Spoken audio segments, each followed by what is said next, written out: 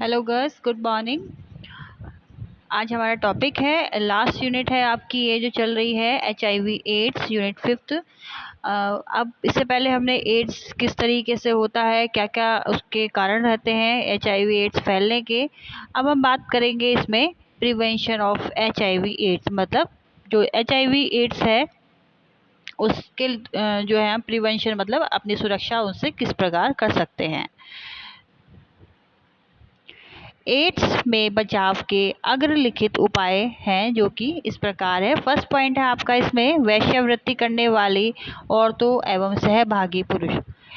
Ads रोग को फैलाने में वेश्यावृत्ति जो है आपका प्रमुख जरिया है, इसलिए बगैर इस पेशे को नियंत्रित या सुरक्षित किए एड्स की रोकथाम करना असंभव है। वेश्यावृत्ति द्वारा रोग जो नियंत्रण के लिए अच्छी गुणवत्ता वाले कंडोम अथवा निरोध का उपयोग आवश्यक है। यह बात ध्यान देने योग्य है कि कंडोम का प्रयोग एड्स के साथ ही अन्य कई तरीके के यौन जो जितनी परेशानी होती है उनसे सुरक्षा देता है। सेकंड है आपका अन्य यौन चारों में लिप्त व्यक्ति, जो मैंने कल भी बताया था। गर्ल्स जो कि समलैंगिक होते हैं उनमें भी ये आदतें पड़ जाती हैं। फिर है आपका थर्ड योनि रोग। योनि रोगों से जनानांगों पर छाले या घाव होने के कारण ये सरलता से HIV द्वारा ग्रसित हो जाते हैं और फिर अन्य रोग सहभागियों में भी रोग बढ़ते हैं। यह बहुत ही जरूरी है कि ये यौन रोगी सबसे पहले अपने रोगों का उचित इलाज करवाए। फोर्थ है आपका इंजेक्शनों द्वारा नशीले पदार्थ लेने वाले व्यक्ति, मीन्स जो लोग इंजेक्शन लेते हैं, नशा करते हैं। और कोई व्यक्ति ऐसा होता है कि जो वेन्स में हमारी अपनी नसों में जो है ड्रग्स का सेवन करते हैं।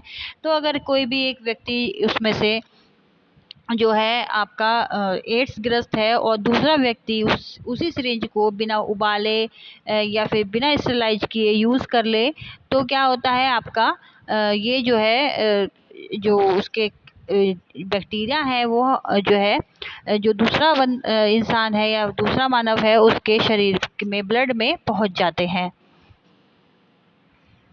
बचाव के लिए सर्वोत्तम तो यह है कि नशेड़ी इस तरह के नशेखोर जो नशे हैं जो वो ये नरों की जगह ग्रस्त नशे हैं, नशे छोड़ दे।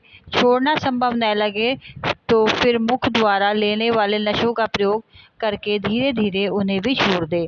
जो नशेड़ी यह न कर सके वे एक बार के उपयोग के पश्चात फेंकने वाली सिरिंज सुइयों का इस्तेमाल जरूर करें अथवा उनको जीवाणु रहित बनाने वाली प्रक्रियाओं का विशेष ध्यान रखें।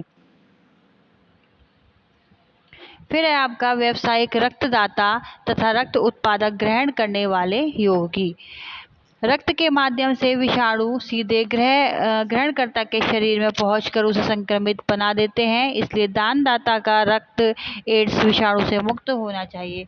आजकल गर्ल्स कई जगह कैंप लगते हैं और अगर किसी को पता है तो सही है कि वो रोगी जो है एड्स ग्रस्त है आपका, लेकिन अगर नहीं पता है तब भी जो भी रक्त वाले रक्तदाता है या रक्त ग्रहण करता है उन्हें रक्त लेने से पहले हर एक की जांच अवश्य करा लेनी चाहिए कि जो इंसान है, जो दूसरा बंदा है, वो किस तरीके से रोगग्रस्त तो नहीं है।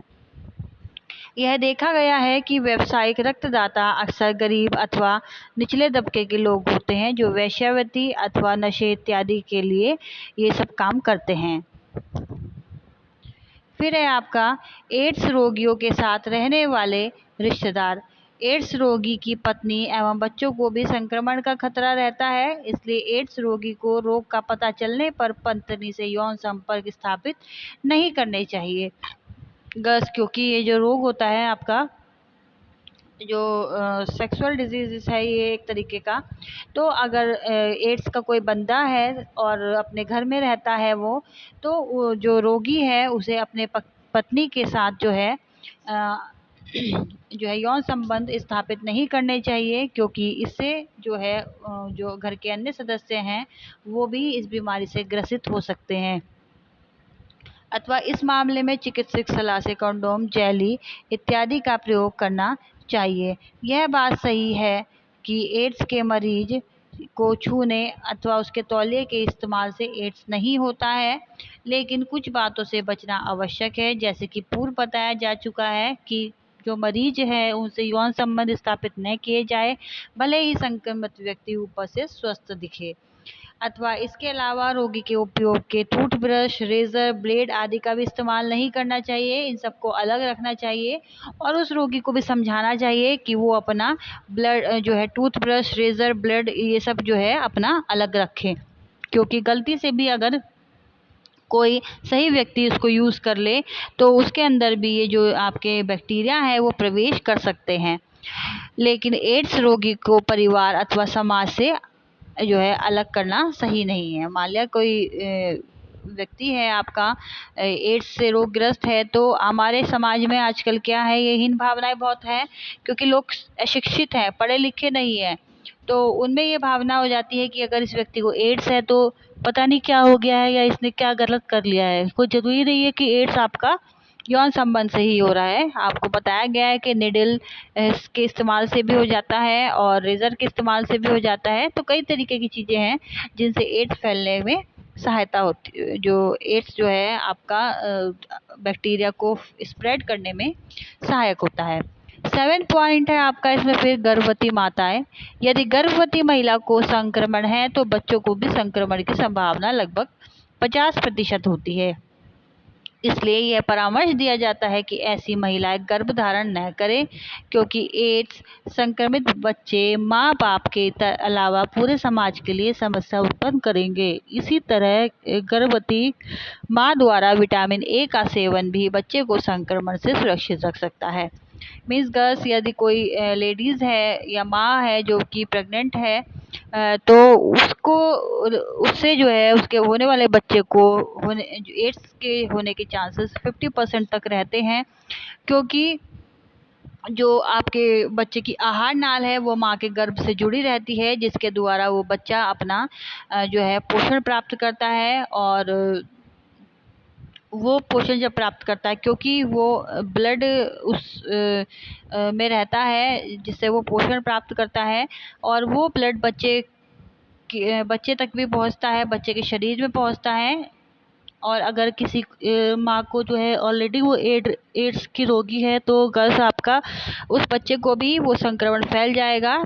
इसलिए ये परामर्श देते हैं डॉक्टर जिन लोगों को एड्स है कि वो गर्भ धारण न करें, या फिर अगर कोई संक्रमित माँ है तो और वो प्रेग्नेंट है तो डॉक्टर की सलाह से वो जो है विटामिन ए का सेवन करके भी बच्चे को जो है सुरक्षित रख सकती है। तो गर्ल्स ये थी आज की आपकी वीडियो। गर्ल्स आज आपका जो सिलेबस है वो कंप्लीट हो चुका है इसमें, और अगर आपको कोई भी क्वेरी है मैसेज कर दीजिए मुझे मेरे इसी नंबर पे, व्हाट्सअप नंबर पे, जिस नंबर से मैं वीडियो सेंड करती हूँ यही मेरा व्हाट्सअप नंबर है। और अगर आपको कुछ और अलग से भी टॉपिक पूछने हैं या फिर कुछ नहीं समझ में आया है अब तक, तो आप मुझे इन्फॉर्म कर सकते हैं।